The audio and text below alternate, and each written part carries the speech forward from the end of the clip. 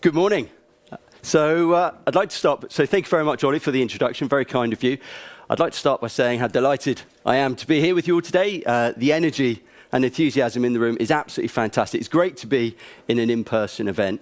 And it's also great to be at this particular event because I love the ethos of this event. I love the fact that this event is focused on business growth. I love the fact it's focused on how we can scale small businesses because it's something that's very close to my heart and it's something that I'm very passionate about. One of the real privileges about the job that I do for Vodafone, looking after small and medium businesses, is that I get to spend a lot of time talking and interacting with small business owners and entrepreneurs and asking them questions about what it is that makes their businesses successful, what's worked, what hasn't worked, and what they're doing to really drive change forward.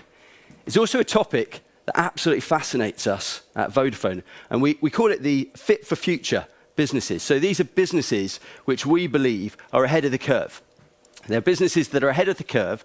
They're self-confident, they're ambitious, they're driven, and they always seem to be prepared for whatever the world throws at them. And let's face it, over the last couple of years, the world has been throwing quite a lot at us. So it's a really useful skill set to actually have at the moment. So we've done a lot of research on this as Vodafone as a company. We've done it over the last couple of years. We've done it on a pan-European basis, and we've looked at companies. And what we've tried to understand is what are the characteristics, what are the traits of these businesses which make them successful, which make them better prepared, which allow them to capture opportunities more than some of their peer groups. And what we found interestingly is as we went through it, it wasn't necessarily scale or sector or any of these factors that made a difference. The same topics kept on coming up again and again and again. And they weren't linked to that, they were more linked to mindset and behaviours. So what I'm going to try and do for you today is just try and boil that research. It was a big piece of research, and you're more than welcome. I'll share the link afterwards for the entire research paper. But what I'm going to try and do today is just give you a sort of overview and boil it down into my 5 key lessons from that piece of research and from the work that I do with small businesses. So it's 5 characteristics, and we'll just walk them through. So the first one is a positive attitude to change.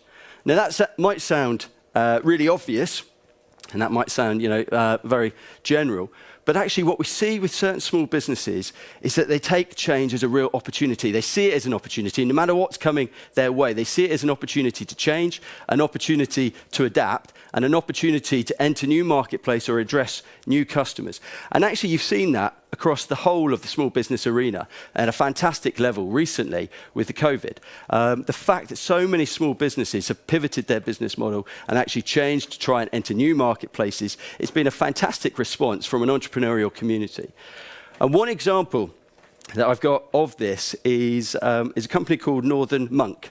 So it's a company that we've spent some time with. It's an independent brewery based in Leeds that was started with a £5,000 gift from a grandparent. That business is now selling in 23 countries. It's ranked in the top 100 breweries worldwide. And actually its response to COVID was fascinating because it's gone from selling to the licensed trade into pubs, etc., to pivoting its entire business model to focus on beer subscription boxes and their web store and introducing new variants of beer to their customers. And actually the outcome of that was a 1,000% increase in their direct-to-customer sales, which is amazing. Now they benefited from the fact that they used their social platforms, they used their community really effectively. They've got about 200,000 followers across their different social media platforms. And what they did was as they started to pivot their business model, they really focused on how they could engage their followers and how they could take their followers on that journey with them and how they could use that followership to help guide the journey that they went on. So it's a fascinating process. It's worked really well for them. Now, when I tell this story to people, certain people say to me, well, it was lucky, or it was a case of, their stars aligned, etc., etc. My contention and my answer to that question is, I don't believe it's luck. They made their own luck in this particular instance. They saw change, they embraced change, they saw an opportunity to respond to that change, and they moved quickly. And I think that's the piece around mindset which I referred to at the start. The second characteristic is an openness to new technology. And what I mean by this is a recognition of the power that new technology has to solve certain business problems. Now, again, it works well with an openness to change. The two interact really nicely, because if you're embracing change, you're also enabled that change to be embraced through technology. So an example of this, which I really like, and which is pertinent to the pandemic, is a company called Positive News. Now, this is a company who's a magazine and a news website that publish stories about what's going right in the world, what they call constructive journalism. And we don't have a huge amount of it in this country, so it's really nice to see what they do and the work that they do. But what they did when the pandemic hit was they started a crowdfunding site with the intention of printing and publishing thousands of copies of their magazine to distribute to NHS workers, which is a fantastic concept. They shared that on their digital platforms, but the benefit that they got was picked up by a massive amount of other media outlets, and they got huge momentum as a result of that, and that momentum just grew and grew and grew. And the benefit that they got was, as a result of that positive intent, their actual paid-for subscriptions then started skyrocketing as well, which is a fantastic result for them, but it's also a fantastic case of the demonstration of doing well by doing good, enabled by technology, which is great. And so an interesting company to have a look at. What I would also say is, going back to my previous point on the interaction between technology and your ability to capture change and opportunities. We've done a lot of research with the London School of Economics and Deloitte on this point, because I think it's a fascinating interaction. And what we were seeking to understand is, what is the correlation between digital adoption and business opportunity identification? And what we actually saw is an overwhelming sort of position which stated that the more tech-savvy businesses are more inclined and more likely to firstly find business opportunities, but also be able to enable and interact with that business opportunity better. It's that technology that gives them the ability to adapt and gives them the ability to change more rapidly. So we'll keep moving. The third one is actively plan for future technologies.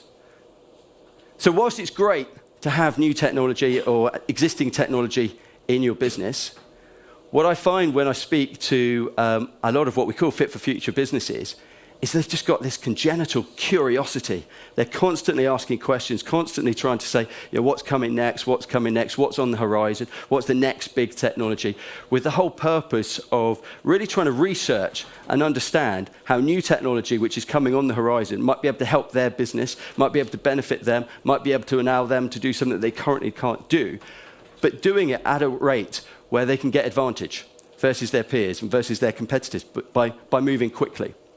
A good example of this was 5G technology. So when 5G was launched in the UK, there was a massive clamour from small businesses and SMEs around that particular technology. And actually, a piece of research I saw the other day showed that 54% of SMEs actually thought that was the most exciting piece of enterprise technology that has been launched, which is fascinating, interesting in its own right. The questions that these small businesses were asking were, can this allow more seamless access to my cloud services? Will it enable my teams to interact and collaborate more remotely? Can I get more devices connected into my operation, et cetera, et cetera, et cetera? So there was a huge clamour of interest. And so when it actually became available in certain areas, you saw certain companies move really quickly and gain advantage as a result of that. And an example I've got on this one is a company called Bo Concept. So Bo Concept is a Danish high-end furniture and interior design company based in the West Midlands, or a franchise in the West Midlands. And they were in short-term premises, fantastic space, lovely space, beautiful space, but terrible broadband, terrible connectivity. And on the basis that they were in short-term space and they didn't know how long they were going to be there, they didn't want to pay for fixed high-speed wireless connectivity into the site and have all the work done associated to that. They also didn't want to pay for long-term contracts because, again, they didn't know how long they'd be there. So what they ended up doing is doing their research. They understood that actually 5G capability might allow them to do everything they need. They might not need fixed capability. When 5G came into the area, they swooped really quickly. And actually, they were then doing 3D rendering. They were doing client online consultations. They were streaming content into their stores, all through a 5G gigahub. And then when they subsequently went and moved to their shiny new offices, which are fantastic again space, they didn't look at fixed connectivity. They just took their 5G gigacube with them. So for me, the learning from this was they were looking ahead. They saw the challenges that they had within their business. They did their research, and when the opportunity came, they moved really, really quickly. And that's a point of differentiation for me.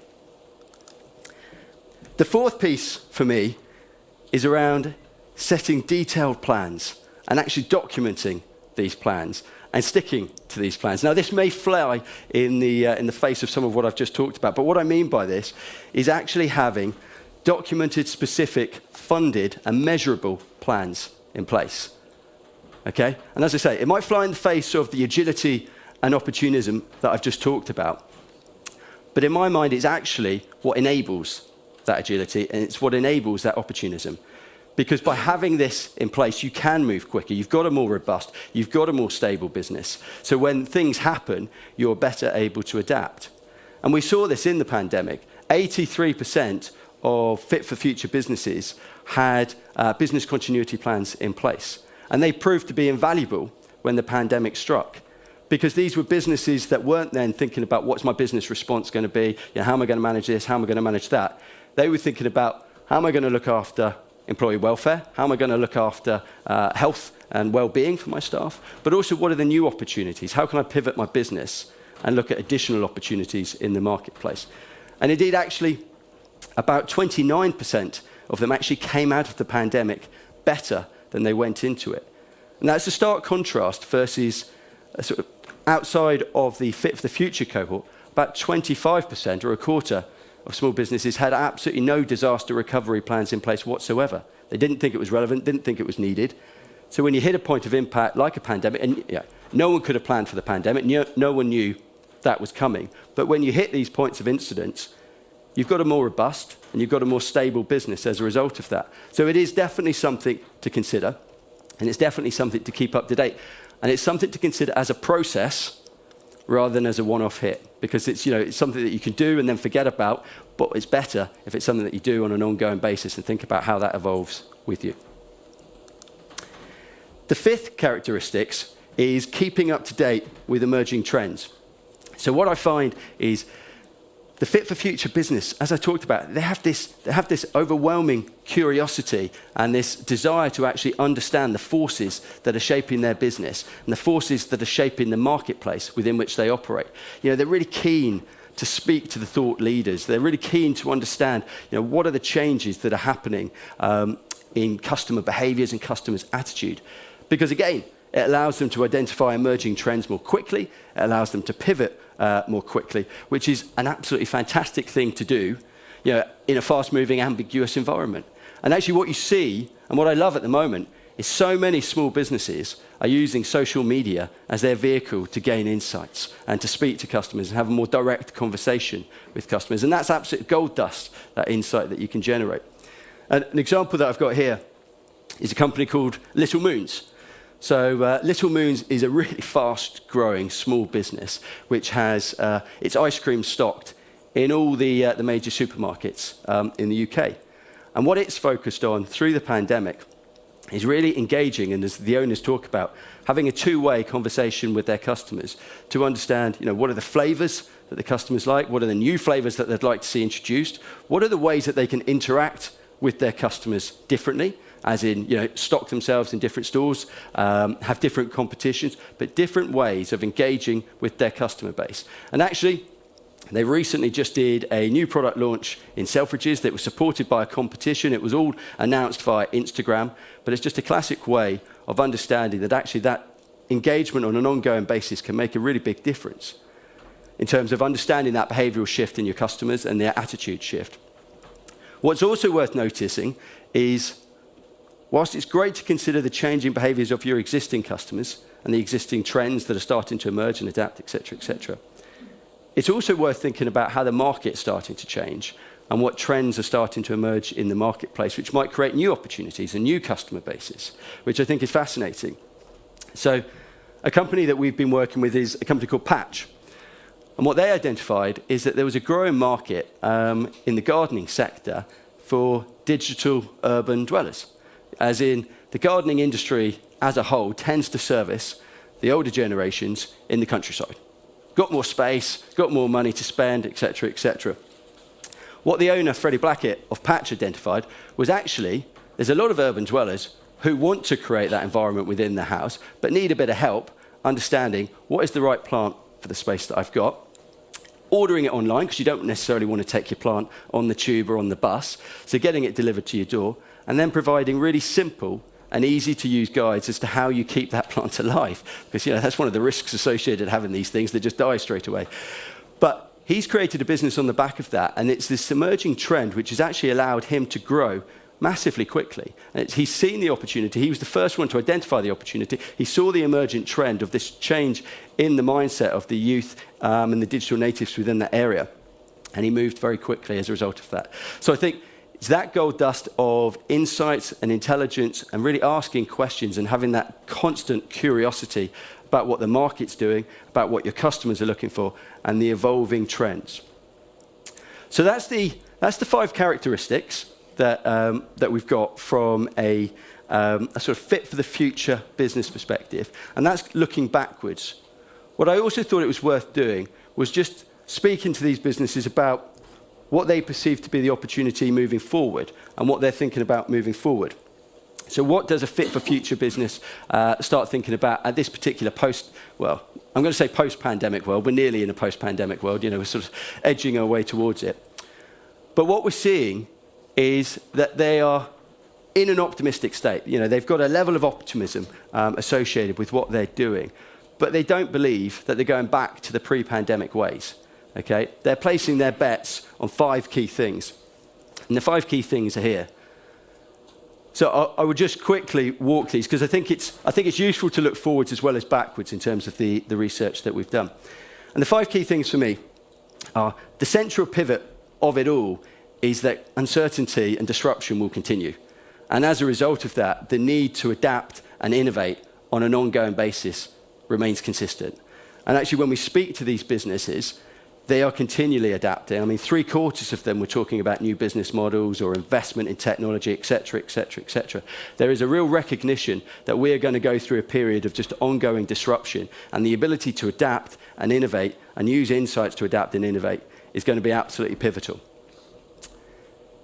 They also talked a lot about changing social attitudes and changing customer behaviours. Now, we've touched on that a little bit, but the focal point was that customers are definitely becoming more demanding.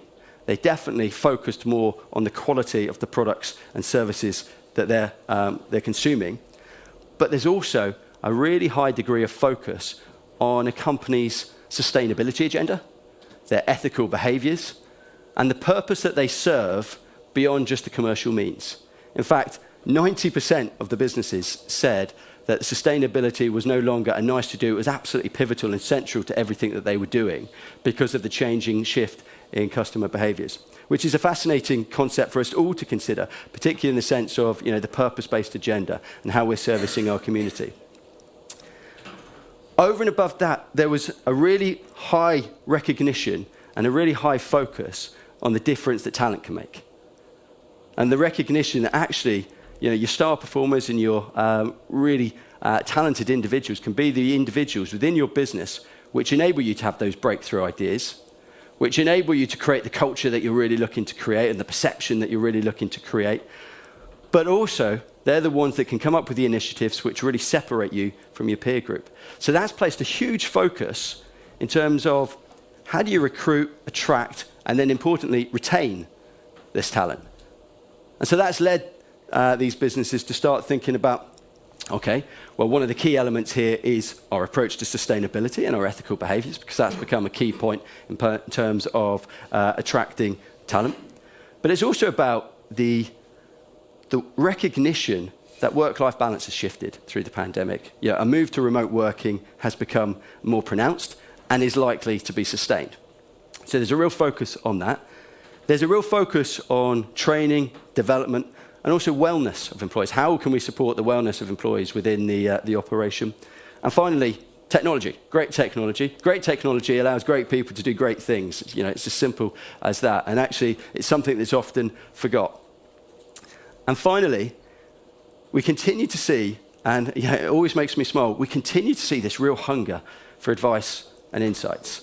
Okay, there's just this real enthusiasm to keep on asking questions, and this real enthusiasm to think about what's coming next, what's over the horizon, what's the next big thing that I should be thinking about. We see these business owners acting almost like magpies, taking ideas here, there, everywhere, with this constant focus on how do I make my business more efficient? How do I scale my business quicker? How do I produce more quality in my products and services, et cetera, et cetera? So that's been a really interesting piece for us in terms of that curiosity, and it's actually helped to shape some of our thinking, which I'll come on to in a second. But what I would say, and what I'm really keen to sort of land for everyone really that's listening, is that building a fit for the future business and being ahead of the curve is not an exclusive club. It's not something that is only open to certain people. It's purely a mindset and a behaviours piece.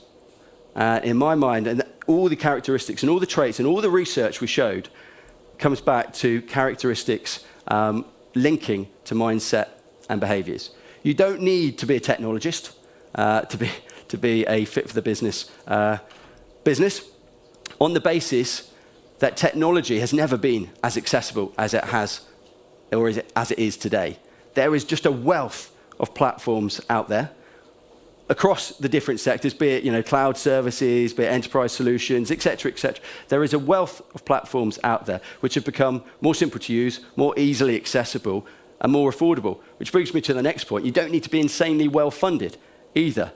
There is so many different options, and there is so many different subscription methodologies to access this technology at the moment, that I would really encourage you to try it. Because there's pay-as-you-go subscriptions, there's easy trial, where there's no commitment, et cetera, et cetera. So look around and find some solutions which are right for you. What I would say, and what I 100% do agree with, is it is confusing, and there is a lot of choice out there at the moment, and that comes back to what's driving Vodafone and my thinking at the moment. Because I recognise that actually driving productivity for the small business sector is not a nice to do, it's a need to do. It's 99.9% of the business community in the UK.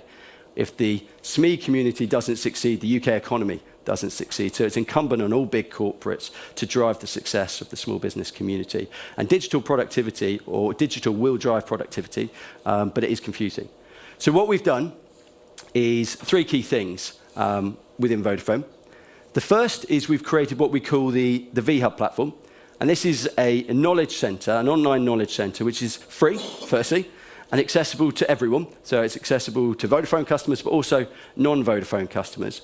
And it's focused on providing education and awareness on how you can digitally transform your business. So it's got an array of different content, be it podcasts, webinars, et cetera, et cetera, et cetera, all focused around giving you more insight, more intelligence, and more information on an unbiased fashion. It's not just our information, we work with other corporates on it to help you make better decisions around your digital transformation journey. In addition to that, as well as the Knowledge Centre, there's also free one-to-one consultations. So we've got a team of digital advisors who you can phone free of charge. Again, you don't need to be a Vodafone customer, and these individuals can't sell to you. All they can do is provide support and advice and guidance. Their whole focus and their whole existence is focused on providing unbiased advice and unbiased guidance to help you address some of the specific digital transformation needs that you've got within your business.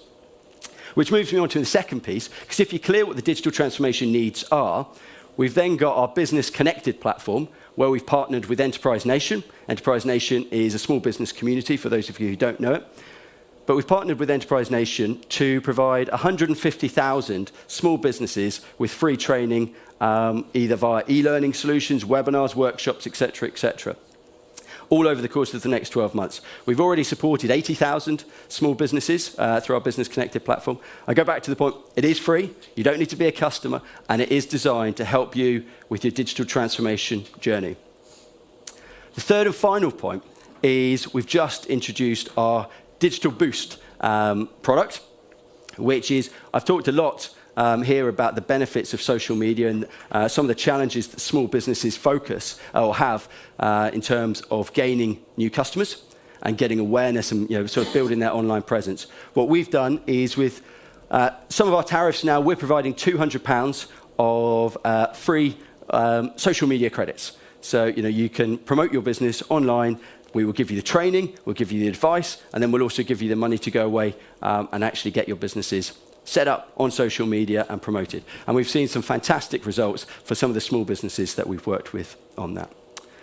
So listen, that was all I was going to go through today. Thank you so much for listening. If you are going through a digital transformation journey, I wish you every luck and every success. If there is anything that Vodafone can do, we are more than happy to help.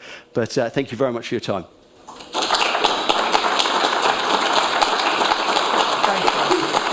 Thank you. That was superb. Good partnership with Enterprise Nation. Yep. I didn't fully know about that. I'm a huge fan. Emma Jones, co-founder of Startup Britain. Oh, well.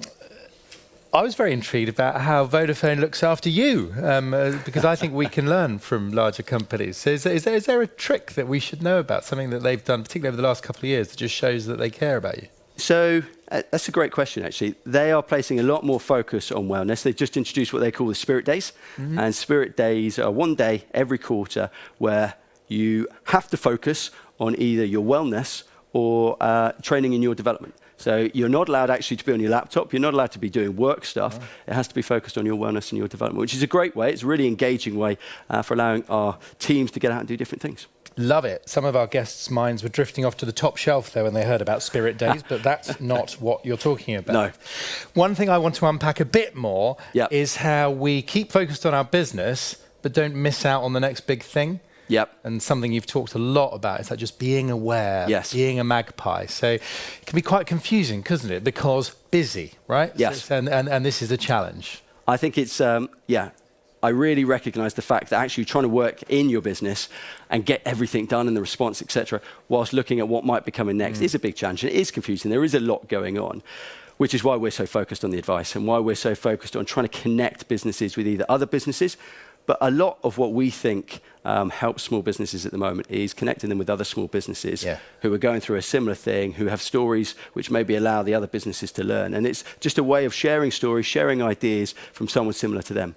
It builds very nicely on that community point. And I'm going to save my other questions for you as you hopefully stay with us, Andrew, and join our panel. Let's say a massive thank you to Andrew Stevens from Vodafone. Fantastic.